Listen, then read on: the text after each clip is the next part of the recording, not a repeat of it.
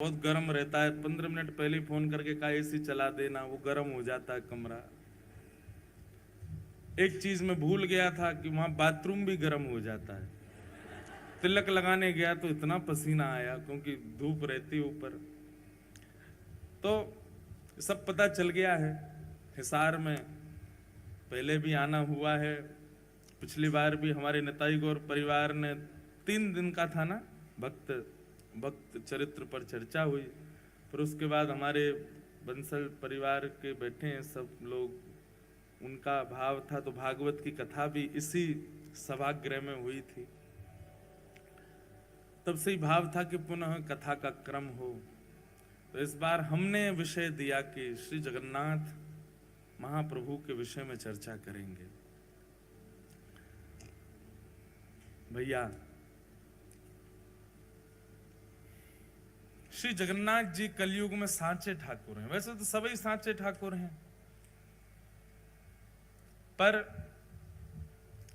व्यक्ति का एक स्वरूप स्वभाव होता है ना कि जो व्यक्ति सबकी सुनता है, जो सबके काम बना सकता है, उस व्यक्ति की भी एक स्थिति होती है कि वो ऐसी परिस्थिति में होता है तो ही वो बहुत जल्दी जल्दी सुनता है। जैसे कि उदाहरण के रूप में, जैसे माँ, बालक को माँ से कोई बात मनवानी है तो बालक, उसको पता होता है कि पूरे दिन में माँ कौन सी स्थिति में आती है, तब वो कुछ भी बोलेगा तो मान जाएगी। होता है कि नहीं? हमको तो पता होता था, हमारी माता जी का सीक्रेट, कि मैया हमारी जब इस स्थिति में आएगी उस समय हम जो बोल देंगे मैया उसमें हाँ बोलने वाली है, मना नहीं करने वाली। तो पूरे दिन प्रतीक्षा करते थे हम, हमारी बहनें सब उसी की प्रतीक्षा करते थे, मैया उस स्थिति में। अब वो स्थिति नहीं बताऊंगा कौन सी थी, पर उस स्थिति की हम सब प्रतीक्षा करते थे कि माँ उस स्थिति में आए तो हम सब जाके बोले, माँ कल हमको घूमने जाना है, कल हमको पिक्चर देखनी है, कल हमको ऐसा करना है, या फिर कल हमको स्कूल नहीं जाना, कल ट्यूशन नहीं पढ़ना, नानी के घर जाना, आदि आदि जो भी बात, नए कपड़े खरीदने, मेला में घूमने जाना, झूला में झूलने जाना। तो माँ की उस स्थिति का प्रतीक्षा करते थे, वो टाइम आवे जब माँ इस तरीके की होगी तब उनसे पूछेंगे तो हाँ ही करेंगे। ऐसे बंधुओं, भगवान श्री कृष्ण के अनेक रूप हैं, लेकिन जगन्नाथ महाप्रभु जो हैं ये प्रेम विगलित स्वरूप है। ठाकुर जी श्री जगन्नाथ रूप में व्यस्त हैं। किसमें व्यस्त हैं? ब्रजवासी और किशोरी जी की याद में व्यस्त हैं। इसीलिए प्रेम विगलित ठाकुर जी हैं, पिघल रहे हैं उस समय श्री जगन्नाथ जी। इतनी याद आ रही है ब्रजवासियों की कि दोनों भुजाएं खड़ी करके और बस एक टक अपलक नेत्रों से सामने निहारते रहते हैं कि इतने वैष्णवों में कोई ब्रजवासी मुझे दिख जाए। आपको एक बात कहें बंधुओं, जगन्नाथपुरी जाओ, निश्चित जाया करो, पर कभी अवसर मिले ना किसी ब्रजवासी को संग लेकर के जाना और ब्रजवासी के संग श्री जगन्नाथ जी का दर्शन करना, तो निश्चित है कि हजारों की भीड़न में जगन्नाथ जी आपको जरूर देख लेंगे, वह ब्रजवासी के बहाने, क्योंकि ब्रजवासी को देखने के लिए ही वो खड़े। अब तो नियम बदल गए मंदिर के, पर मैंने महाप्रभु जगन्नाथ जी को अंक में भरा है, गले से लगाया है। पहले के प्राचीन काल, बहुत ज्यादा पुरानी बात भी नहीं है, पर 2007-8 से पूर्व की बात है, तब तक भी श्री जगन्नाथ जी के गर्भगृह में जाने की अनुमति थी। कई बार तो भीड़ होती तो गर्भगृह में ही ब्रह्म वेदी के पास से ही घुमा करके बाहर कर देते थे। कई बार भीड़ नहीं होती थी तो चढ़ा करके जगन्नाथ जी के गले से लगा देते थे। हमने एक बार ठाकुर जी को अंक में भरा है। आते तो नहीं है, खूब विशाल है, और मैं भी छोटा ही था, बस एक बार ऐसे हृदय से लगाने का अवसर मिला था। तो श्री जगन्नाथ जी जो हैं ये प्रेम विगलित स्वरूप है ठाकुर जी का। इसमें ठाकुर जी व्यस्त हैं, ब्रजवासी और किशोरी जी की याद में व्यस्त हैं। ऐसे स्वरूप के सामने जाकर के आप जो बोलोगे, लेकिन आपको कहानी देनी पड़ेगी ठाकुर जी को। कहानी देने का मतलब क्या है? एक वचन देना पड़ेगा श्री जगन्नाथ जी। बहुत ध्यान से सुनना। हे नाथ, हमारे जीवन में ये आर्त है, हे नाथ हमारे जीवन में ये विपत्ति है, हे नाथ हमारे जीवन में ये संकट है, ये काम बन नहीं रहा, आदि सब जगन्नाथ भगवान से कह दो।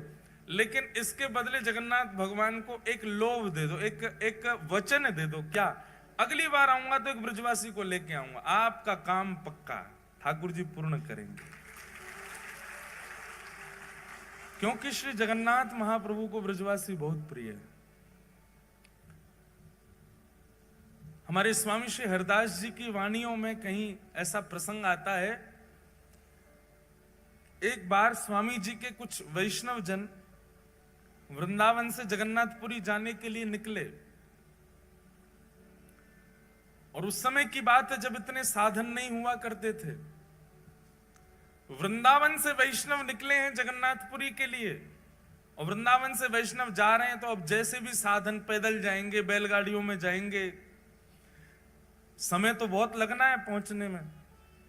लेकिन जिस समय वृंदावन से वैष्णव निकलते हैं जगन्नाथपुरी दर्शन के लिए, यहां मंदिर में पुजारी जी जैसे जगन्नाथ भगवान को प्रणाम करने जाते हैं तो ब्रह्म वेदी पर बैठे गोल मटोल हमारे श्री जगन्नाथ जी ऐसे झूमने लग जाते हैं। तो पुजारी जी कहते हैं, महाप्रभु जी आज बड़े प्रसन्न हो। बोले, हम इसलिए प्रसन्न हैं क्योंकि वृंदावन से 4 वैष्णव निकले हैं जगन्नाथपुरी आने के लिए। हम अब हमको प्रतीक्षा नहीं हो रही है। मुझे एक एक क्षण का ऐसा लग रहा है कि कब वो क्षण आवे, ब्रजवासी सामने से आवे। भैया हम तुमसे प्रार्थना कर रहे हैं, उनकी रहने की उत्तम व्यवस्था कर देना, उनके प्रसाद की उत्तम व्यवस्था कर देना, और वे जब आ जाए ना तो उनको ला करके मेरे हृदय से लगा देना। इतना प्रेम करते हैं श्री जगन्नाथ जी ब्रजवासियों से। उन्हीं ब्रजवासियों के स्मरण में श्री जगन्नाथ जी का ऐसा रूप, ऐसे हाथ, ऐसा उदर, ऐसा स्वरूप बन गया ठाकुर जी का। ये प्रेम की 10वीं अवस्था है। हम चर्चा करेंगे कल या परसों में प्रेम की 10 अवस्था। प्रेम की 10वीं अवस्था का स्वरूप क्या है कि प्रेमी अपने प्रियजनों की याद करके, अपने प्रेमी की याद करके, याद करता करता पिघलने लग जाता है मोम की तरह।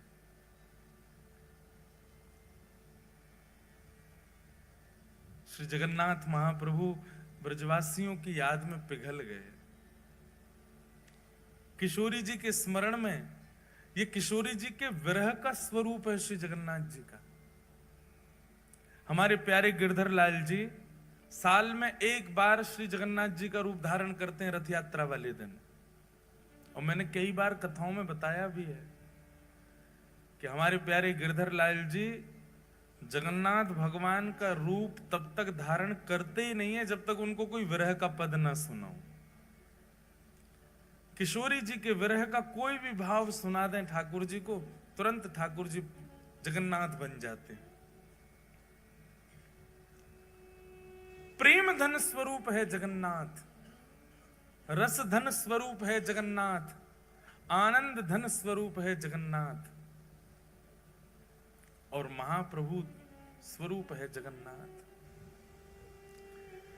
तो ऐसे जगन्नाथ जी भगवान श्री कृष्ण के अनेक रूप हैं, पर उन रूपों के सन्मुख जाकर के आप अपनी जिज्ञासा प्रकट करो। पूर्ण होगी नहीं होगी कुछ गारंटी नहीं है, पर जगन्नाथ जी से आप जो चाहो वो अपना पूर्ण करवा सकते हो। बस शर्त इतना, बदले में एक ब्रजवासी से मिलवाना पड़ेगा श्री जगन्नाथ जी को।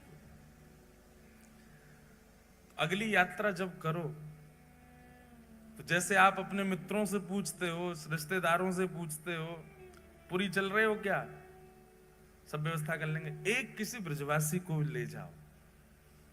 ब्रज के किसी रसिक से पहले तो संबंध बनाओ, उससे मित्रता करो, फिर उसको फोन करो कि भाई हम जगन्नाथपुरी जा रहे हैं, आप चलोगे क्या।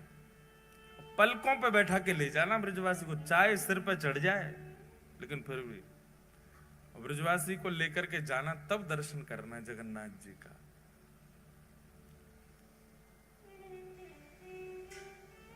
बड़ो प्यारो लाल है, बड़ो प्यारो ठाकुर है श्री जगन्नाथ।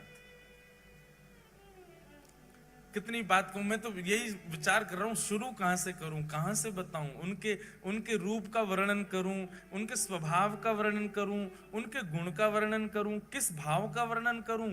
सब में रस ही रस है श्री जगन्नाथ जी के। अनंत वर्षों तक निर्गुणियों ने, बहुत ध्यान से सुनिएगा, अनंत वर्षों तक निर्गुणियों ने निर्गुण ब्रह्म की उपासना की। निर्गुण समझते हैं? निर्गुण ब्रह्म समझते हैं? जिनका रूप नहीं होता, जिनका कोई गुण नहीं होता, जिनका कोई स्वरूप नहीं होता, उनको निर्गुण कहते हैं।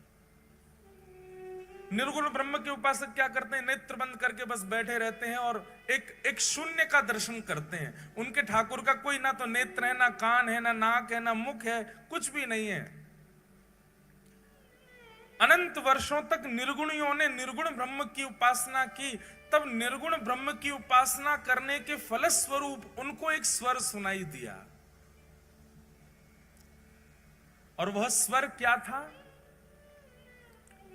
कि मैं आप लोगों के भजन से बहुत प्रसन्न हूं, पर आपका ये निर्गुण उपासक बनना ये आपको सुख देगा, मुझको सुख नहीं देता है। इससे केवल आपका पेट भर रहा है। निर्गुण की उपासना करके आप केवल अपनी इच्छा की पूर्ति कर रहे हो, अपने निर्गुण ब्रह्म की उपासना कर रहे हो, पर मुझे सुख नहीं मिल रहा है इससे। तब निर्गुणियों ने पूछा, तो फिर ठाकुर जी आपको सुख कैसे मिलेगा? बोले कि जब मेरे स्वरूप को तुम लाड़ लड़ाओगे, मेरे स्वरूप को तुम निलाओगे, मेरे स्वरूप को नचाओगे, मेरे स्वरूप के आगे कीर्तन करोगे, उछल उछल करके नृत्य करोगे, मुझे कुछ प्रस्तुत करोगे, तब तो मुझे सुख मिले। अब मेरा कोई स्वरूप नहीं है, तुम बस ओम ब्रह्मणे नमः, ओम नमो नारायणाय आदि आदि अपने भावों से केवल एक शून्य का स्मरण करते हो, अपने आप की पूर्ति कर रहे हो, मुझे तो पूर्ण नहीं कर रहे हो। तब निर्गुणियों ने कहा, हे नाथ, तो फिर आप अनुग्रह कीजिए। निश्चित ही जब स्वर निकल रहा है तो मुख भी होगा, जब स्वर सुनाई दे रहा है तो अधर भी होंगे ना, आप दर्शन करा दो। तब प्रथम बार पृथ्वी पर, प्रथम बार ब्रह्मांड में भगवान के अधर का दर्शन हुआ, और वही अधर हैं श्री जगन्नाथ जी के अधर। ये अधर प्रकट हो गए। ब्रह्मांड में सबसे पहला सगुण साकार रूप यदि कोई आया है तो वो श्री जगन्नाथ जी का आया है। सबसे पहले अधर प्रकट हुए।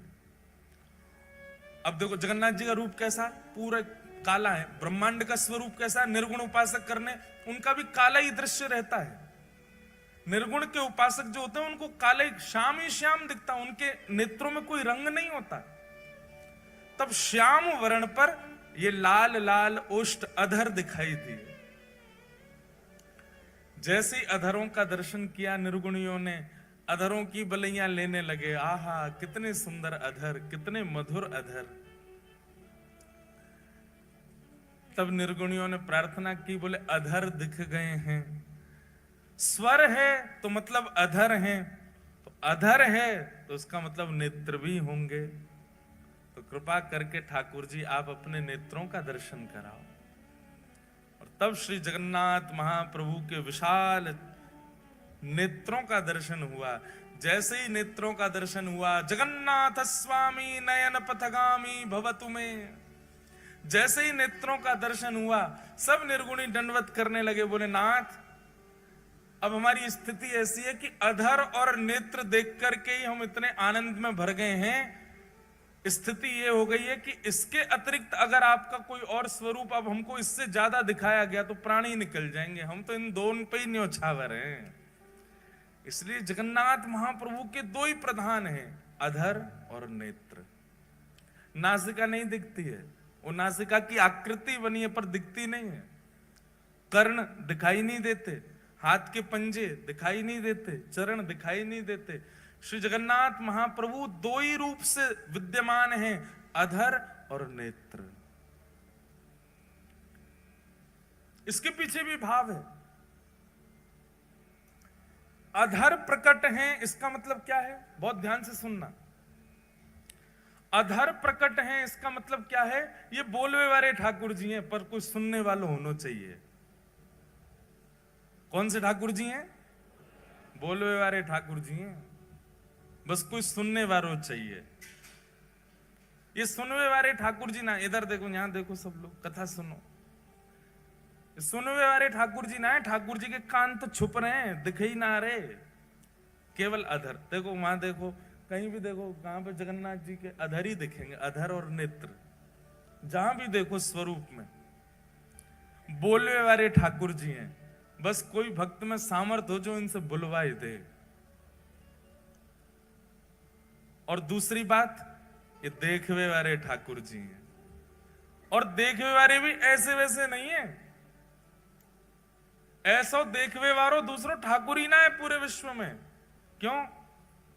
बोले बाकी सब तो हमारे वृंदावन वाले ठाकुर जी के तो कटाक्ष नेत्र हैं, नेक नेक नेत्र हैं, वो नीचे करके धरे हैं। श्रीनाथ जी में चले जाओ, कटाक्ष नेत्र नीचे धरे। द्वारिका में तो नेत्र ही धारण ना करें। बद्रीनाथ भगवान तो तपस्या में बैठे हैं। लेकिन जगन्नाथ प्रभु बोले एक तो नेत्र हैं, वो भी थोड़ी बहुत ना खोल रखे, इतनी जोर से खोल रखे कि महाराज कोई बच नहीं जाए मुंह से। बच नहीं जाए मतलब भय के कारण नहीं, बच नहीं जाए कहीं मतलब मेरे नेत्रन से कोई चूक के चलो नहीं जाए, मैं सबको देख लूं। और इतने में भी इनका बस नहीं चला, तो फिर कहा किया? बोले अपलक हो गए। पलक ही नहीं बनवाई महाराज अपनी, कहीं श्रम होने के कारण मुंह को पलक झपकनी ना पड़ जाए। वास्तव में कोई वैष्णव सामने और मैं वाकु नहीं देख पायो तो, इसलिए अपलक नेत्र है, विशाल नेत्र है, सबको देखते हैं। एक बात आप बिल्कुल लिख लीजिएगा, जगन्नाथ भगवान के दर्शन की प्रधानता कम है, जगन्नाथ मंदिर में जाके स्वयं को दिखावे की प्रधानता है कि ठाकुर जी हमको देख लो।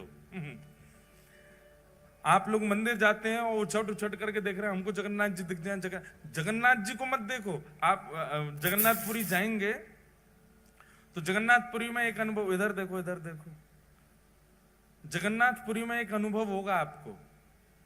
अगर आपका भीतर प्रवेश नहीं हुआ, वो भी सुबह या शाम को ही खुलता है भीतर का दर्शन जो है। अधिकतर दर्शन कहां से होगा? जहां पर गरुण स्तंभ है, वो गरुण स्तंभ के, अब आप में से जगन्नाथपुरी गए कितने? पहले हाथ ऊपर करो। ओहो, फिर तो जो नहीं गए वो कैसे समझेंगे? मैं तो पूरी इमेजिनेशन बता रहा हूं। चलो, जो नहीं गए हैं वो इमेजिन ही कर लो। अगली बार जाओगे तो फिर आपको पहले से ही पता होगा गरुण स्तंभ कहाँ है, ठाकुर जी की ब्रह्मवेदी कौन सी है, ठाकुर जी का भोजन मंडप कौन सा है, ठाकुर जी की रसोई घर कौन सी है। ये सब पहले से ही सुन के चले। जो गए हैं उनका सौभाग्य, और जो नहीं गए हैं उनका बहुत बड़ा सौभाग्य कि आपको पहले कथा सुनने को मिल रही है। पहले पूरी जानकारी ले लो फिर चले जाना। लेकिन इस कथा के बदले आपको एक काम तो करना ही पड़ेगा कि 2025 आए उससे पहले जगन्नाथपुरी हुआ ना। और भाई ये कथा भूलने लग जाओ उससे पहले पहले हुआ ना। 4 दिना में हम वो रहस्य खोलेंगे यहाँ पर जो कोई को नहीं पता होंगे। तो इसलिए जितने लोग यहाँ बैठे हो, छुट्टी ढूंढो, जल्दी जाओ, जगन्नाथपुरी होके आओ। तो जो लोग गए हैं वो लोग तो सब समझ जाएंगे, जो नहीं गए वो इमेजिन करो। तो जैसे ही आप मंदिर में जाते हैं तो अब मंदिर का तो बहुत बड़ा रूप है, एक एक चीज बताएंगे हम। सिद्धियों का क्या भाव है, मुख्य द्वार कौन सा है, उत्तर द्वार, दक्षिण द्वार, पश्चिम, सबके भाव है, अपने अपने भाव हैं। जैसे जैसे सामर्थ्य ठाकुर जी देंगे बताएंगे। पर जब आप मुख्य मंदिर में प्रवेश करेंगे जहां श्री जगन्नाथ जी विराजते हैं, तो जहां से अमूमन दर्शन सबको किया जाता है, वहां से भी जगन्नाथ जी इतनी दूर होते हैं कि ऐसे 3 हॉल, सबसे पीछे वाली मैया से मुझ तक जितनी दूरी है, इतने 3 हॉल भीतर, और लंबे 4 हॉल समझ लो, इतने भीतर बैठे हैं श्री जगन्नाथ जी। वहां से दिखेंगे आपको। जगन्नाथपुरी में प्रत्यक्ष दर्शन केवल सुभद्रा जी का होता है, स्पष्ट दर्शन होगा आपको। बीच में बैठी है सुभद्रा जी। तो द्वार है तो बहुत विशाल, लेकिन दूरी इतनी होती है कि जब आप भीतर प्रवेश करोगे तो इतने तो आपको बलराम जी दिखेंगे। बलराम जी सबसे पहले घुसते ही आपको बलराम जी दिखेंगे इतने। फिर बलराम जी के बाम अंग में बैठी हैं सुभद्रा। सुभद्रा जी पूरी दिखेंगी। और जिनके दर्शन के काज पूरी दुनिया गई है, जगन्नाथ जी, वो इतने भी नहीं दिखते, इतने दिखते हैं, बस इतने ही दिखते हैं। आधी सी आंख दिखे उनकी। पूरी दुनिया आप देखेंगे जगन्नाथपुरी में, सारी भीड़ कहां होती है? वहां कोने में। सबकी दृष्टि ऐसी है, बोले वहां कोने में देखो जगन्नाथ जी दिख रहे होंगे। वो जगन्नाथ जी कितने दिखते हैं? कितनों कोने में घिस लो, इतने ही दिखते हैं, वो इससे ज्यादा नहीं दिखते। इसका मतलब क्या है? जगन्नाथपुरी में श्री जगन्नाथ जी को देखवे के काजे उमड़ो मत। जगन्नाथ जी कह रहे हैं हमने सबको देखवे के काजे सुभद्रा जी बीच में बैठा रहेंगे, बस तुम खुद को दिखा दो कि तुम आए हो। और तुम मुझे देख पाओ नहीं देख पाओ बिल्कुल चिंतित मत हो, पर मेरी दृष्टि तुमको देखे ही लेगी। इतने बड़े बड़े नयन महाराज बना के काय को खड़े हैं हम, ये अपलक नेत्रन से काय को खड़े हैं? ताकि तुम मुझे दिख जाओ। अच्छा, श्री जगन्नाथ जी के नेत्र विशाल क्यों है? क्योंकि वो सबको देखते हैं। और ये दो ही प्रधानता है श्री जगन्नाथ जी के रूप में, अधर और नेत्र। बाकी सब जगह हमारे वृंदावन में राधा रमन जी सब जगह प्रधानता बाकी अदा है। हाथ ऐसे हैं, पाम त्रिभंग लली हैं, मुकुट ऐसा है। जगन्नाथ जी की दो ही प्रधानता है, नेत्र और अधर।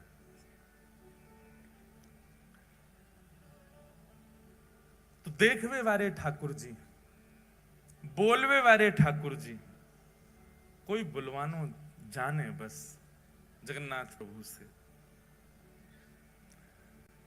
अधर हैं तो मतलब गावे वाले ठाकुर जी हैं, इसलिए जयदेव महाप्रभु की स्तुति में गाए हैं ठाकुर जी। अभिनव जलधर सुंदर धृत मंदर, धृत मंदर श्रीमुख चंद्र चकोर, जय जय देव हरे। श्री राधा मुख चंद्र चकोर, जय जय। पहली बार ठाकुर जी गा रहे हैं किसी की स्तुति में। ये जय जय देव हरे ठाकुर जी गा रहे हैं, ये जयदेव महाप्रभु नहीं गा रहे हैं। इस अष्टपदी की विशेषता है कि जयदेव महाप्रभु तो वर्णन करना चाहते हैं जय जगदीश हरे, अभिनव जलधर सुंदर धृत मंदर ए, श्रीमुख चंद्र चकोर, जय जगदीश हरे। ये लिखना चाह रहे हैं जयदेव महाप्रभु तो। पर जयदेव महाप्रभु ने जाकर के जैसे ही जगन्नाथ महाप्रभु को ये अष्टपदी सुनाई, ये अष्टपदी सुनकर के जगन्नाथ भगवान के अधर जो है वो बोल पड़े। और जयदेव महाप्रभु को वाद्य होना पड़ा अपनी लेखनी मिटाने पर। बोले जब ठाकुर जी स्वयं गा रहे हैं तो फिर हम अपनी क्यों थोपें जय जगदीश हरे। तो जैसे ही जयदेव महाप्रभु बोले अभिनव जलधर सुंदर धृत मंदर ए, श्रीमुख चंद्र चकोर, जयदेव महाप्रभु तो गा रहे हैं जय जगदीश हरे, पर जयदेव महाप्रभु की आवाज किसी को सुनाई नहीं दी। इतने वेग से जगन्नाथ प्रभु ने गाया कि सबको एक ही स्वर सुनाई दिया, जय जय देव हरे। जगदीश की जय जय नहीं है, जगदीश को भजवे वारे जयदेव की जय हो। बोलवे वाले ठाकुर जी हैं जगन्नाथ जी, कोई बुलवानो जाने। अच्छा, जगन्नाथ जी के कान क्यों नहीं है? जगन्नाथ जी के कान दिखते क्यों नहीं है? बहुत सुंदर भाव है। बोले जगन्नाथ महाप्रभु कहते हैं, बोले कोई मेरो भक्त आर्तनाद आर्त भाव से मुंह को पुकारे और वास्तव में वाकी रक्षा के लिए, वास्तव में वाकु दर्शन देवे के लिए मैं जैसे ही जाऊंगो, मेरे बगल में ये बैठी है मेरी बहन सुभद्रा, उबा के बगल में बैठे हैं बलराम जी, जे दोनों मुंह को रोकेंगे, अरे लाला कहां को जा रहा है, कौन के पास जा रहा है। और कहीं सुदर्शन जी ने या गरुण जी ने बता दिया कि फलाने भक्त के पास जा रहे हैं, तो ये दोनों तुरंत उसकी पूरी लिस्ट निकालेंगे। अरे वो तो अच्छा खाता भी नहीं है, वो तो अच्छा व्यक्ति भी नहीं है, उसके अंदर तो काम भी है, उसके अंदर तो लोभ भी है, उसके अंदर तो द्वेष भी है। ये सब मुझे उसके अवगुण बता करके मुझे रोकने का पूरा प्रयास करेंगे। जैसे कई बार होता है, बच्चे कहीं जाना चाहते हैं तो माता पिता उसको रोकने के लिए उस स्थान की खूब सारी बुराइयां कर देते हैं। अरे झूला में नहीं झूलना चाहिए, उसके पेच ढीले हो जाते हैं, झूला गिर जाता है, कितने लोग मर जाते हैं। आइसक्रीम नहीं खानी चाहिए, क्यों? बोले दूध जो होता है वो सड़ा हुआ होता है। मैगी नहीं खानी चाहिए, क्यों? बोले इसमें गिराड़ होती है। ऐसे अवगुण बताते हैं तो बच्चे क्या होता है, डर जाते हैं। चॉकलेट नहीं खानी चाहिए, इसमें कीड़ा पड़ जाते हैं पेट में, पेट की सब चर्बी खा जाते हैं। बच्चे डर के मारे बोलते हैं अच्छा तो नहीं खाएंगे, फिर भी बच्चे खा तो जाते हैं। ऐसे ही श्री जगन्नाथ भगवान जब किसी भक्त पर कृपा करने के लिए जाते हैं तो ठाकुर जी ने मन में विचार किया, ये बगल में बैठे बलभद्र जी और सुभद्रा जी जी मानेंगे नहीं, ये जबरदस्ती उस व्यक्ति के अवगुण मुझको सुनाएंगे। अरे तुम किसके पास जा रहे हो, वो तो ऐसा है, वो तो ऐसा है, वो तो ऐसा है। नेक नेक आगे आ जाओ भैया। ये आगे आके जाएंगे कहां, इनके पीछे कौन आवेगो? अच्छा जगह है, पीछे वारे हो आप, बुरो मत मानियो कि जेल से मैं बैठा दिए हैं। आप सब बहुत प्यारे हो हैं, बस ये थोड़ी व्यवस्था के लिए है। नेक नेक और याकू ये रेलिंग जो है इसको कल थोड़ा नेक और आगे है जाए तो देख लियो, बाकी आपकी इच्छा। बोलो जगन्नाथ महाप्रभु की। ऐसी रूखी जय बोल रहे हो हैं, ठाकुर जी आंख फाड़ के खड़े हैं, तुम ऐसे बोल रहे हो श्री जगन्नाथ महाप्रभु की। तो जगन्नाथ महाप्रभु ने मन में विचार किया, मेरा कोई भक्त मुझे बुलाएगा। सब लोग इधर देखो, आते जाएं बैठते जाएं, बस बाकी सब लोग बैठ जाओ। महाराज बैठ जाओ, इनको बैठा दो, बैठ जाओ। बैठ जाएंगे सब अपने आप।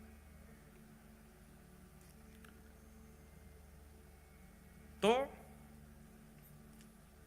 ठाकुर जी ने मन में विचार किया, बोले मैं भक्त पर कृपा करने जाऊंगा, जे बलभद्र सुभद्रा जे मानेंगे नहीं, उसके अवगुण मुझको बताएंगे। लेकिन एक दिन जगन्नाथ भगवान ने क्या किया, जैसे ही किसी भक्त पर कृपा करने जा रहे थे तो बलभद्र सुभद्रा ने पूछा कहां जा रहे हो?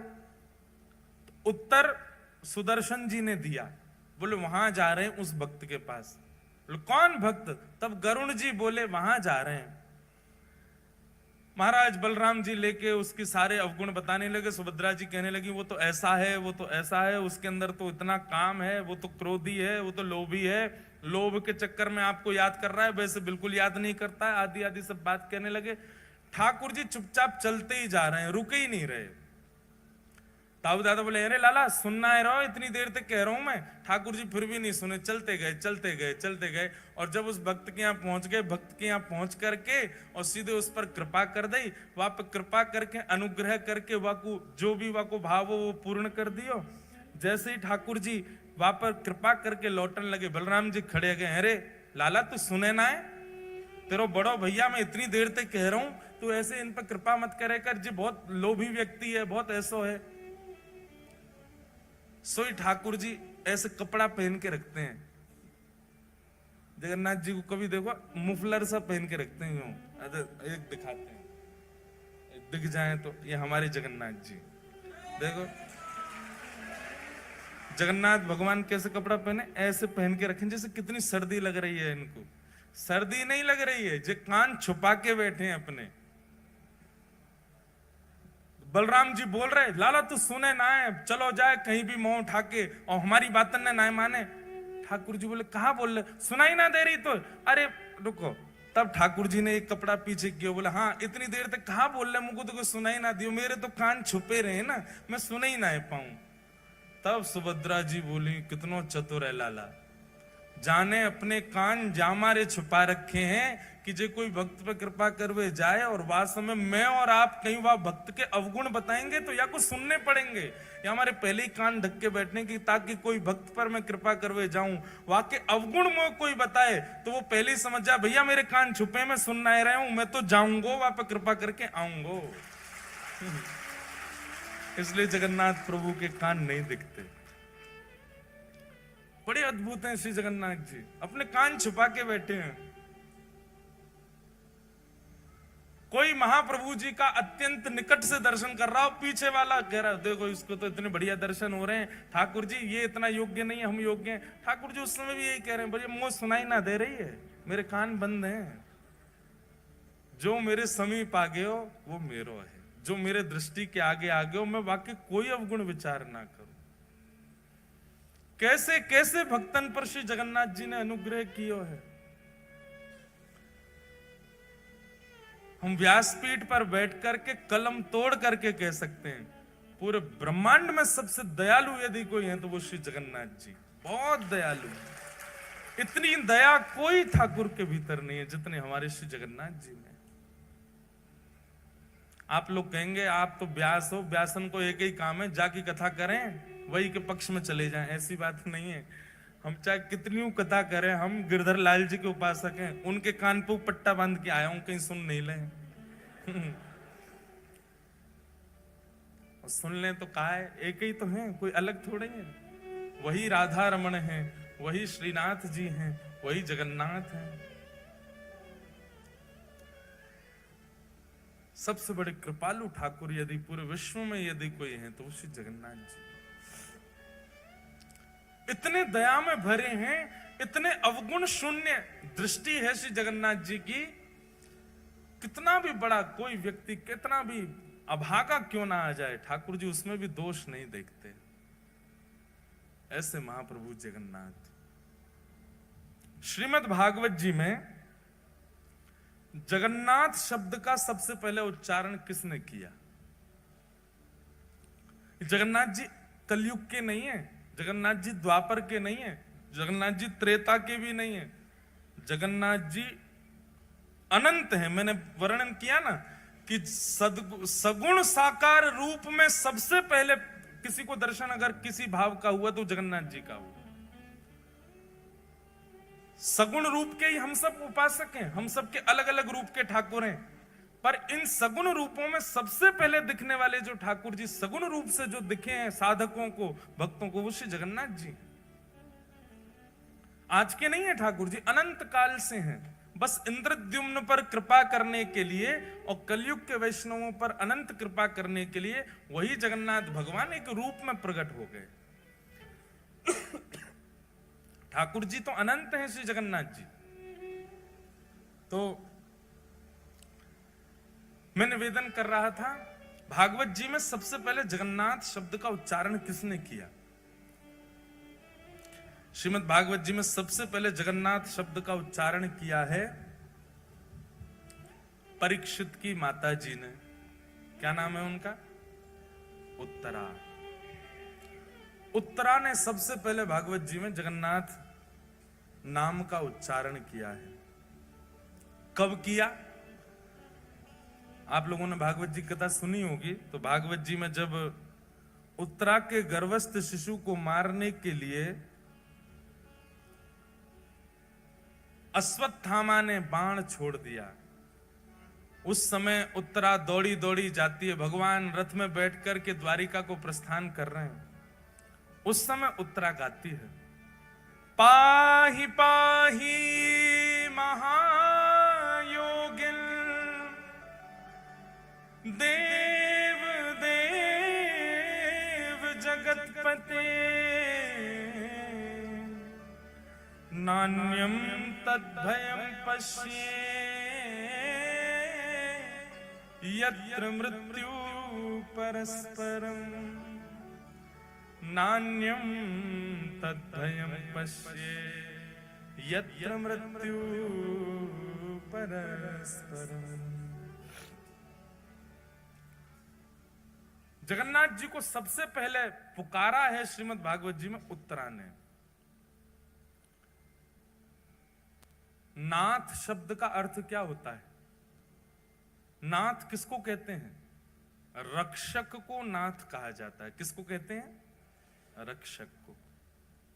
और मानव का रक्षक कौन होता है? रक्षक कोई नाथ कहते हैं और रक्षक कोई पति कहते हैं। पति को भी रक्षक, पति शब्द का अर्थ भी रक्षक ही होता है। कुल का रक्षक, पत्नी का रक्षक, बच्चों का रक्षक, वही पति।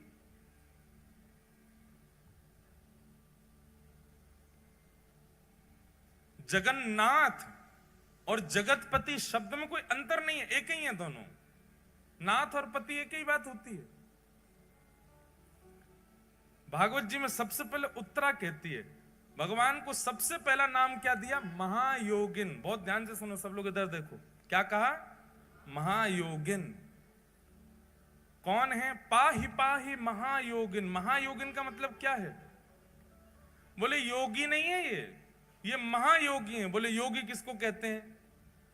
बोले योगी उसको कहते हैं जो नेत्र बंद करके बैठा रहे, ध्यान लगावे, घंटों तक, वर्षों तक, महीनों तक नेत्र ना खोले, उसको योगी कहते हैं। बोले ये कौन है? बोले योगी नहीं है, ये महायोगी है। बोले क्यों? बोले जादनाते बैठे वादनाते आंख बंद ही नहीं करी है, आंख खोल के बैठे। आंख बंद करके बैठना ये एक योगी कर सकता है और कोई भी कर सकता है। आंख बंद करके कोई भी बैठ सकता, पर आंख खोल करके बैठना ये योगी नहीं कर सकता, ये तो महायोगी कर सकता है। आप नेत्र खोल करके अपलक नेत्रों से कितनी देर बैठ सकते हो? ज्यादा से ज्यादा 30 सेकंड, 1 मिनट। नैका देर में आंसू आने लगेंगे, आंखें लाल पड़ जाएंगी महाराज, पलक आपको झपकनी पड़ेगी। तो नेत्र बंद करके बैठना ये कोई बड़ी बात नहीं है, लेकिन फिर भी योगी मान लेंगे हम नेत्र बंद करके बैठने वाले को। पर ये कौन है? बोले ये तो महायोगी है। ये महायोगी क्यों है? बोले नेत्र खोल करके बैठे, अपलक नेत्रों से बैठे, झपकते ही नहीं है। पाहि पाहि महायोगिन। और कौन है? बोले देव देव, देवों के भी देव हैं। सारे देवता आते हैं और सब आकर के श्री जगन्नाथ जी को प्रणाम करते हैं। महाप्रभु जगन्नाथ जी के संपूर्ण मंदिर में 33 कोटि देवता हैं। पूरे मंदिर में सब प्रणाम करते हैं, सब नीचे आकर के हाथ जोड़ करके खड़े रहते हैं। तो कौन है? बोले देव देव, देवों के भी देव हैं। और कौन है? बोले तब नामकरण हुआ जगतपते। जगतपति, जगत के रक्षक, जगत के नाथ श्री जगन्नाथ जगतपति हैं। ये पूरे विश्व की रक्षा करते हैं, पूरे जगत की रक्षा करते हैं। दो अर्थ होते हैं भगवान के नाम के। एक तो अर्थ है जगत के नाथ, और दूसरा जब हम जल्दी जल्दी बोलते हैं जगन्नाथ, मतलब जग के अन्न के नाथ। अब जगतनाथ कहो, जग के अन्न के नाथ कहो, बात एक ही हो जाती है। अन्न से ही हम सब लोगों का पोषण होता है। उस अन्न के जो स्वामी हैं वो जगन्नाथ। एक प्रकार से जगन्नाथ कहने का मतलब यह है कि हम सब पत्नी है, हमारे पति कौन है? श्री जगन्नाथ जी। हम सबके स्वामी हैं, हम सबके रक्षक हैं श्री जगन्नाथ। तो पाहि पाहि महायोगिन, देव देव जगतपते, नान्यम तद्भयं पश्ये यत्र मृत्यु परस्परम्। भगवान को जगन्नाथ कहकर के पुकारा है उत्तरा जी ने श्रीमद् भागवत में। जगन्नाथ, जगतपति। नाथ नाथ नाथ भजो नाथ जगन्नाथ, नाथ नाथ नाथ भजो नाथ, नाथ नाथ भजो नाथ जगन्नाथ।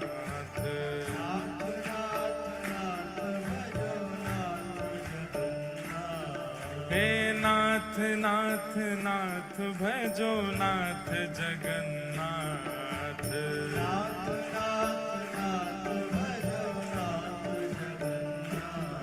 हे नाथ नाथ नाथ भजो नाथ जगन्नाथ।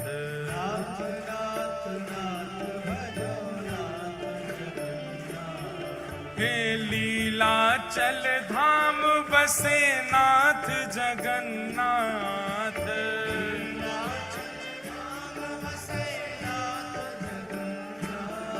हे लीलाचल धाम बसे नाथ जगन्नाथ,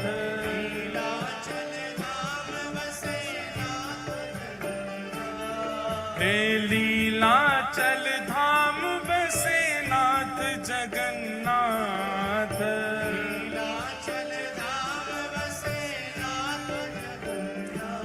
हे नाथ जगन्नाथ, नाथ जगन्नाथ,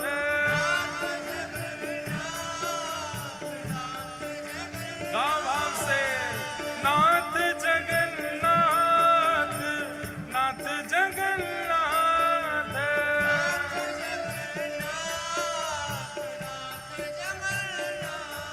हे लीलाचल धाम बसे नाथ जगन्नाथ,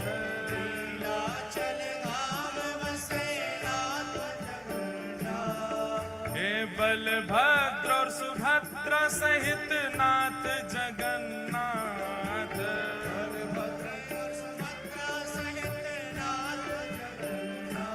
भजो नाथ नाथ नाथ भजो नाथ जगन्नाथ,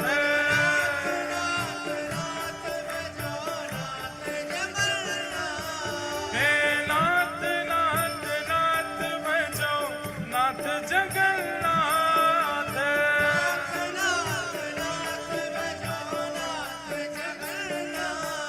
हे नाथ नाथ नाथ भजो नाथ जगन्नाथ,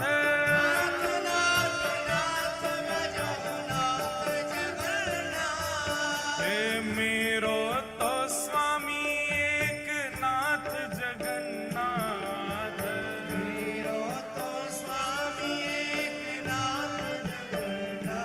हाँ मेरो तो स्वामी एक नाथ जगन्नाथ,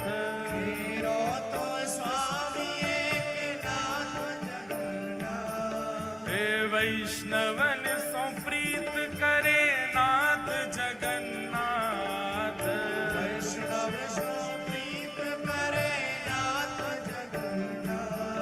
हे ब्रजवासी से प्रेम करे नाथ जगन्नाथ,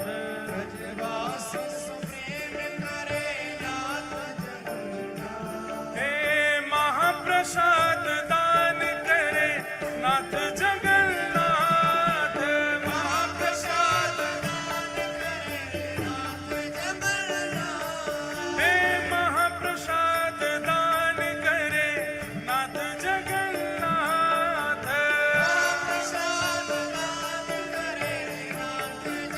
भजो नाथ नाथ नाथ भजो नाथ जगन्नाथ,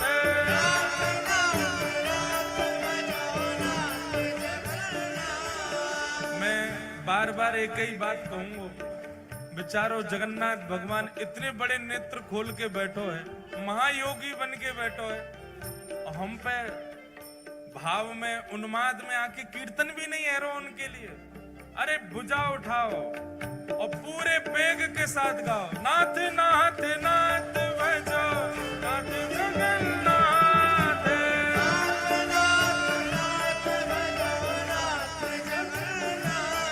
हे लीलाचल नाथ भजो नाथ जगन्नाथ,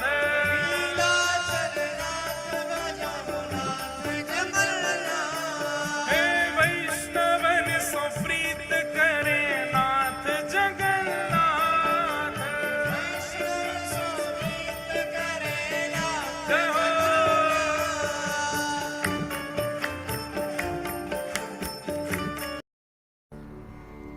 थोड़ा आनंद थोड़ा सुख उनके चित्त को होने लगा। कहते हैं कि रुक्मणी जी, मित्रविंदा जी,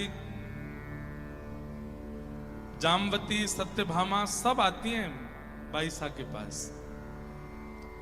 भगवान की जितनी पत्नियां हैं सब आती हैं, लेकिन बाकी सबको लगता है कि सामान्य कोई कन्या आई है, सामान्य कोई स्त्री आई है, पर बाई साहब पहचान जाती हैं कि ये सामान्य नहीं है, ये मित्रवृंदा है।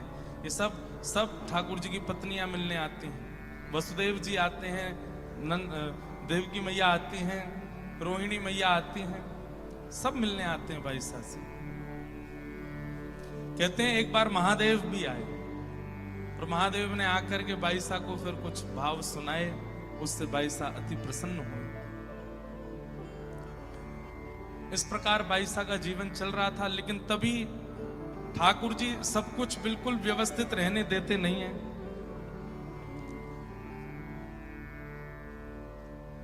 जब से मीराबाई ने मेवाड़ का त्याग किया, मेवाड़ में भुखमरी होने लगी।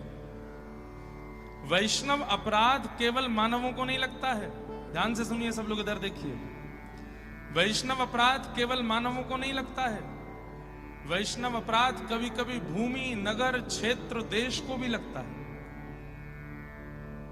नाम मंच से लेना नहीं है मुझे, पर कई बार ऐसा अनुभव किया गया है, कई शहरों को देख करके, कई नगरों को देख करके, कई देशों को देख करके कि ये वैष्णव अपराध है, जिसके कारण यहां पर ये सारी गतिविधियां हुई हैं। ऐसा ही वैष्णव अपराध लगा है मेवाड़ को।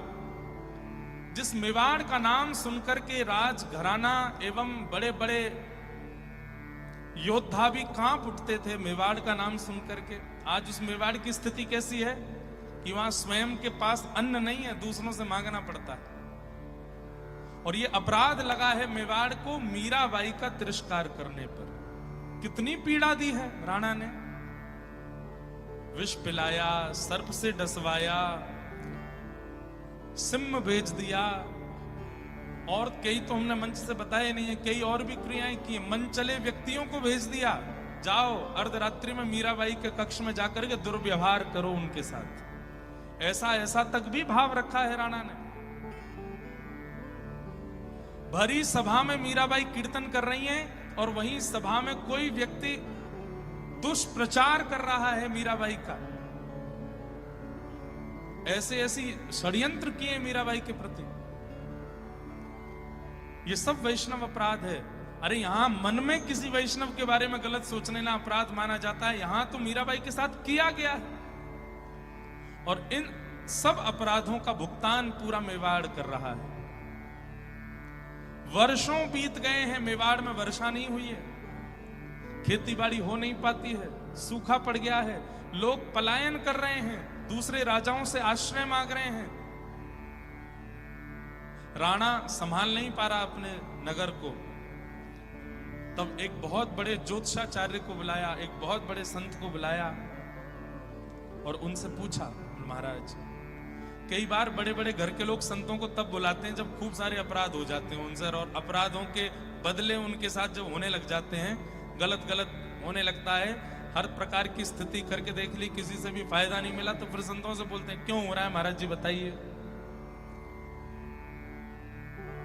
पहले कभी कथा नहीं सुनी, पहले कभी वैष्णवों का संग नहीं किया, पहले कभी संतों को प्रणाम नहीं किया, पहले कभी वैष्णवों को वंदन नहीं किया, पहले केवल